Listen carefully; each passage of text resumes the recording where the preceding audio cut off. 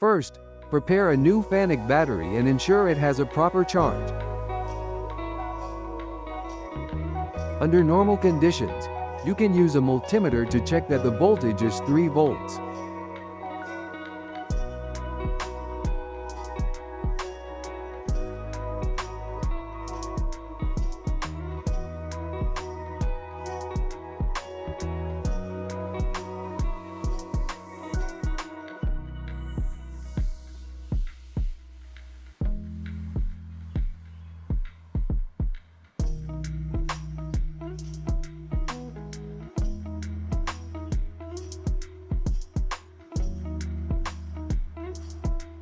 When a battery alarm appears, replace the battery while the machine is powered on.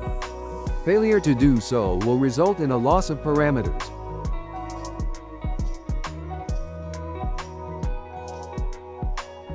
After replacing the battery, press the reset button, and the battery alarm will disappear.